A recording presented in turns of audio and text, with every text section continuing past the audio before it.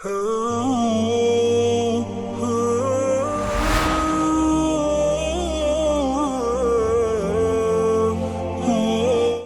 व नसल्ली अला रसूलिहिल करीम अम्मा बाद अऊज़ु बिल्लाहि मिनश शैतानिर रजीम बिस्मिल्लाहिर रहमानिर रहीम रब्बि शरह ली सदरी व यस्सिर ली अमरी वहलुल उक़दतम मिन लिसानी यफ़क़हू क़ौली।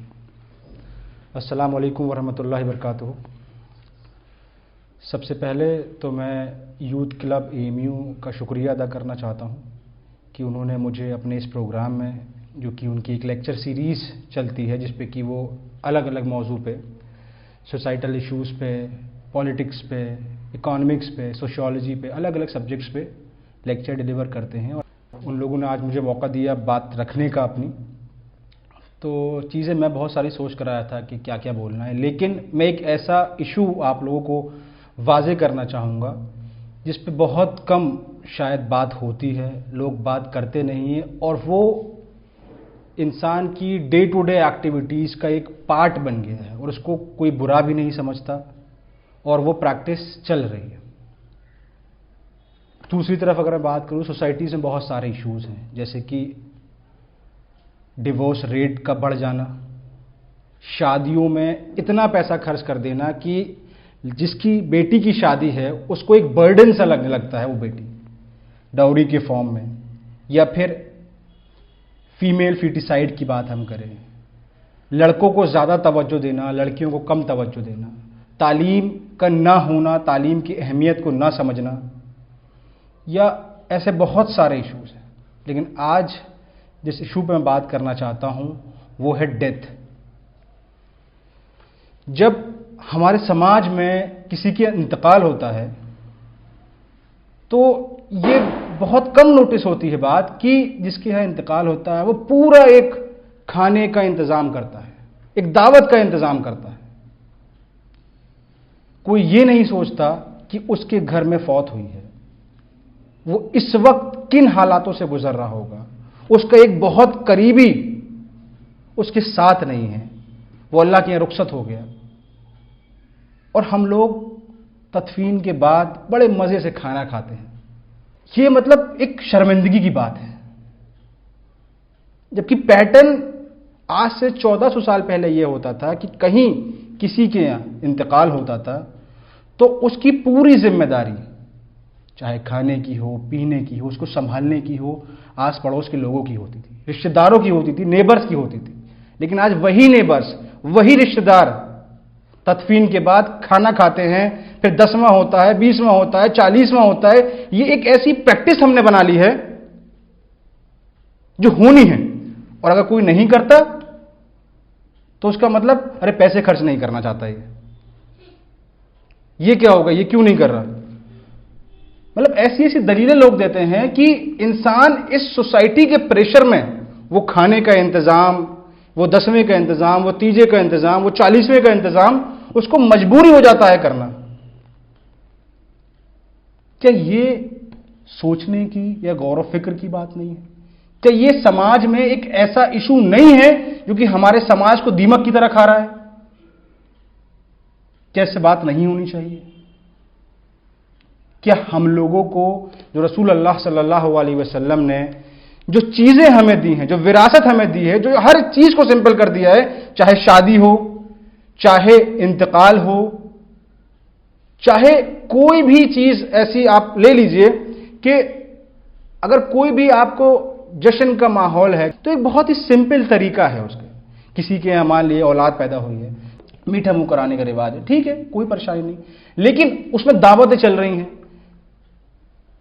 लोग बर्डन्ड फील कर रहे हैं जिनके यहाँ ये सब चीजें हो रही हैं। अगर औलाद पैदा होना हो या इंतकाल होना हो तो एक मजबूरी बन जाती है, चाहे उसके पास पैसा हो या ना हो। मैं काफी बार इसको सोच चुका हूं कि मैं इस पर बात करूंगा या इस पर बात होनी चाहिए, लेकिन अभी पिछले दिनों हमारे मोहल्ले में एक इंतकाल हुआ। तो जिन शख्स के यहाँ वो इंतकाल हुआ वो पर्सनली मेरे पास आए, उन्होंने मुझसे कहा कि आप लोग इस वक्त शादियों को सिंपल करने पर बात कर रहे हैं, आप लोग दहेज को बैन करने की बात कर रहे हैं, आप लोग आपसी मशवरे से जो कॉन्फ्लिक्ट्स हैं उनको सुलझाने की बात कर रहे हैं। तो ये एक ऐसा इशू है कि देखिए मेरे पास पैसे नहीं है, लेकिन मुझे आज मेरे घर पे 50-60 लोग हैं, मोहल्ले वाले हैं, मुझे उनके लिए खाने का इंतजाम करना होगा, जबकि मेरे पास पैसा नहीं है। मैंने कर्जा लेके ये खाने का इंतजाम कर रहा हूं। आपको समाज में ये बात बतानी चाहिए और ये चीज सिंपल होनी चाहिए। तो मुझे वाकई में उस वक्त बहुत ज्यादा अफसोस हुआ और एक शर्मिंदगी सी महसूस हुई कि ये कौन सा रिचुअल है, ये कौन सा कस्टम है, ये कौन सा रिवाज है। क्या हमें इस पे बिल्कुल भी ध्यान देने की जरूरत नहीं? ये सारी जिम्मेदारियां हमें समझनी होंगी कि मुस्लिम समाज में, मुसलमानों में, मोमिन के अंदर अगर किसी का इंतकाल हो रहा है, उसके घर में इंतकाल हो रहा है, तो उसके रिश्तेदारों की, उसके पड़ोसियों की ये जिम्मेदारी है कि उसको संभालने की, उसको खाना खिलाने की, पानी पिलाने की उसकी जिम्मेदारी नहीं है जिसके इंतकाल हुआ है। वो दावत नहीं करेगा, क्योंकि ये एक बहुत ही नीची हरकत है जो आज समाज में चल रही है। तो इंशाल्लाह हम लोग या आप लोग, मैं भी उस कैटेगरी में आता हूं, इतनी उम्र नहीं हुई है, तो यूथ क्लब का पार्ट, यूथ क्लब ने मुझे दावत दी है बोलने के लिए, तो मैं अपनी बात रख पा रहा हूं। आप नौजवान हैं, अगर आप इस वक्त कोई भी अच्छाई का काम करेंगे या कोई भी अच्छी पहल करेंगे तो सोसाइटी उसको रिकॉग्नाइज करेगी, क्योंकि आप इस मुल्क का, इस दीन का आने वाला मुस्तकबिल है। अगर आप चीजों को करेक्ट करेंगे, कॉन्फ्लिक्ट को सेटल करेंगे, तो ये बहुत ही ज्यादा अच्छी बात होगी, क्योंकि ये एक उम्र ऐसी है, इस उम्र में हर अमल जो बेहतर है दीन के हिसाब से, उस करने का एक अलग ही अजर मिलेगा। एक बुढ़ापे में किसी काम को करना, एक जवानी में किसी काम को करना, दोनों में बहुत फर्क है। बुढ़ापे में कोई भी इंसान किसी अच्छे काम को करता है तो वो एक अपनी उम्र के, कह लीजिए, एक आखिरी पड़ाव पर होता है, उसके बाद बहुत कुछ करने को होता नहीं है, तो कह लीजिए वो करता है, अच्छे अमल करता है, मैं ये नहीं कह रहा। लेकिन अगर आप लोग अच्छे अमल करोगे सोसाइटी के लिए, सोसाइटी को इस बात के लिए अवेयर करोगे कि ये चीज गलत है, ये चीज सही है, तो इसका बहुत फर्क पड़ेगा।